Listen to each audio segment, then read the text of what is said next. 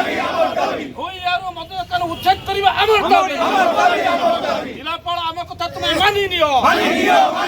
जिला ओडिशा सरकार आम कथा तुम मानि नियो। केन्द्रापड़ा जिला आली ब्लॉक धोयांचल जुआणिया ठिप्पी खोला मद दोकान को विरोध कर शताधिक पंचायत लोक आज आली ब्लॉक रे अनुष्ठित जिलापाल जनशुणाणी शिविर में अभियोग कर अभियोग अनुसार धोयांचल मुख्य गमनागमन पथ मानपुर गोविंदपुर रास्तार जुआणिया ठारे दीर्घ दिन हेब एक ठिप्पी खोला मद दोकान चली मद दोकानटी जुआणिया बालिका हाईस्कूल पंचायत ऑफिस आयुर्वेदिक डाक्तरखाना थिबा बेले एही मद दोकान जोगु अंचलवासी निजको असुरक्षित मणुछंती। स्कूल छात्र छात्री माने स्कूल जिबा समय रे मद्यप युवक माने अश्लील इंगित करबा सह दुर्व्यवहार प्रदर्शन करुछंती। मद्यपंक उत्पाद वृद्धि होइथिबारु जनसाधारण भयभीत होई पड़छंती। तेणु तुरंत प्रशासन पक्षरु मद दोकान बंद करबा निमंते दाबी उठिछि। आज्ञा ये जिलापाल को भेटार कारण हूँ आमर अंचलवासी मु जुआणिया पंचायतर लोकप्रतिनिधि सुब्रत कुमार नायक 2 वर्ष है आम लिखित अभियोग जिलापाल ठू नहीं सीएम ऑफिस आम देचु कौन कार्यानुष्ठान निया मद धल बदर्श दुकान बंद करने कारण आमर जुआणिया पंचायत रे गोटे बालिका उच्च विद्यालय अच्छी गोविंदपुर कॉलेज गोविंदपुर हाईस्कूल गोविंदपुर भी गोटे मद काउंटर अच्छी जुआणिया बालिका उच्च विद्यालय पाखरे आमर मद दुकान कम से कम 300 मीटर भितर आमे चाहूँ 2 वर्ष भितर कौन पदक्षेप नहीं ना सरकार तरह आम सरकार को अनुरोध करुचु जिलापाल को अनुरोध करुचु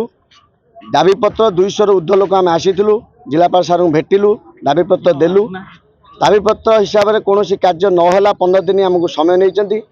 आम दृढ़ विरोध करूँ अंचलवासी माने दुकान को आम बंद करूँ। देखो समस्या से गोटे बहुत बड़ समस्या कारण मुख्य रास्ता उपरे गोटे मद बार एवं सहस्र लोक डेली मद पीकी मातलामी करुँच प्रथम कथा आटा हूँ आम 10 पंचायतर हेडक्वार्टर को रास्ता एवं जाजपुर केन्द्रापड़ा को सेटा कनेक्टिविटी तेणुक संध्या हेले कौन महिला एवं स्त्री झील माने से बाटर जापार कारण जिते नहीं से लोक बहुत हैरान हरकत होती से आम आज कलेक्टर को जनइलु एवं चाषी मान चाष करने ना कारण एत बोतल भंगा होती गोड़ पकई पारे ना ये गोटे बड़ कथाटे द्वितीय हूँ मुख्य रास्ता पर एवं गोटे हाईस्कूल से अच्छी गर्ल्स हाईस्कूल से झील मैंने कौन प्रकार यातायात करना सरकार नियम हिसाब से कस्मिन काल रही पार ना ये कलेक्टर को आम दाबीपत्र देलु कलेक्टर प्रतिश्रुति देती 15 दिन भितर आर कार्यानुष्ठान निश्चिंत हम।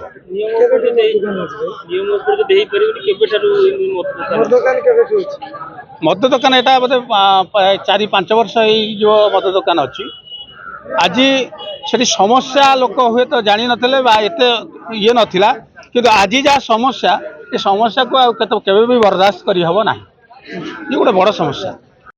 माने मीटर दूर जुआणिया गर्ल्स हाईस्कूल तेणु जो झील पिला मैंने आसुँच से भयभीत होती कमेट मारिबा मद पीकी करवा यही सब मुरई मैंने आसिक मो पाखे बारंबार कर जुआणिया गर्ल्स हाईस्कूल प्रेसिडेंट अच्छी जुआणिया गाँव जड़े वरिष्ठ नागरिक बर्तमान से विषय आम अभियोग करते बारटा उठे दि जाए आम ए 4-5 दिन तले गोटे कथा मुझे कलेक्टर साहेब को कही 5 दिन तले गोटे झील साइकेल जा बेले झील साइकेल को धरिकी टाणवा साइकेल जो टाणी सी आसी अभियोग आम स्कूल करागला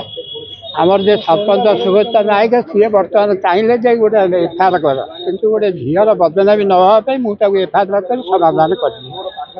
तेणु मु कलेक्टर साहब को अनुरोध कर बाबद तदंत कर बाहर को संपूर्ण उठे देखु आमर आलिगेशन जो देते तो आगु आसीनी बर्तमान आसी जहाँ भी आमर लीगल प्रोसीजर अच्छी जदि किसी रूल जदि भायोलेट